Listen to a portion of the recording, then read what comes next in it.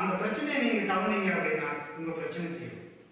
சரி, என்கிட்ட பணம் இருக்கு, நான் வந்து பாத்துக்கிறேன் அப்படின்னா டாக்டர் கிட்ட போனா டாக்டர் பணம் தான் வாங்குவாரே தவிர உங்களை நார்மல்சி கொண்டு வர மாட்டார். அதாவது நீங்க ஏற்கனவே எந்த நிலையில நீங்க இருந்தீங்களோ அந்த நிலையை எந்த டாக்டராலையும் உங்களை கொண்டு வர முடியாது. அதை இயற்கை மட்டும்தான் பண்ண முடியும். இயற்கையை மீறிய ஒரு டாக்டர்கள் எதுவும் பண்ண முடியாது.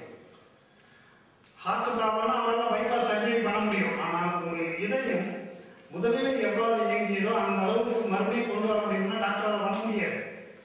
ஆப்ரேஷன் பண்ணீங்கன்னா பல விதமான கண்டிஷன்ஸ் போட்டுருவாங்க. நீங்க இதை பண்ணக்கூடாது, அதை பண்ணக்கூடாது. அப்ப நரக வாழ்க்கை தான் நீங்க வாழணும். இதுதான் நிதர்சனமான உண்மை.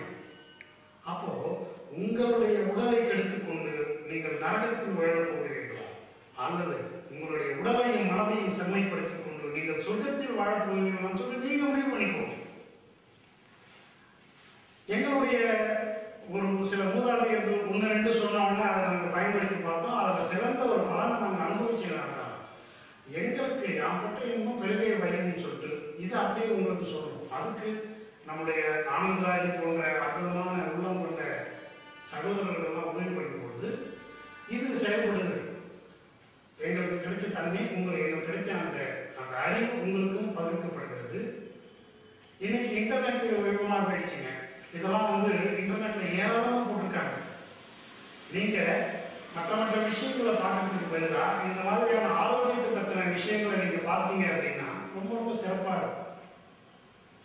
இன்னைக்கு பல இளைஞர்கள் வந்து இன்டர்நெட்ல தன்னை அழிக்கக்கூடிய விஷயங்களை செய்யறாங்களே தவிர தன்னை ஆக்கக்கூடிய விஷயங்களை அவங்க செய்யறதா இல்லை.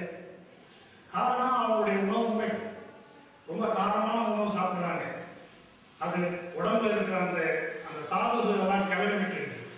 அதன் காரணமாக பார்க்கக்கூடாத விஷயங்களையும் நுகரக்கூடாத விஷயங்களையும் அவர்கள் நுகர்ந்து கொண்டிருக்கிறார்கள். அதன் மூலமாக தன்னை இழந்து கொண்டிருக்கிறார்கள். மாறாக நம்ம உள்ள வீட்டில் இருக்கிற பெற்றோர்கள் தான் இந்த மாதிரியான விஷயங்களை நீங்கள் செயல்படுத்துங்கள்.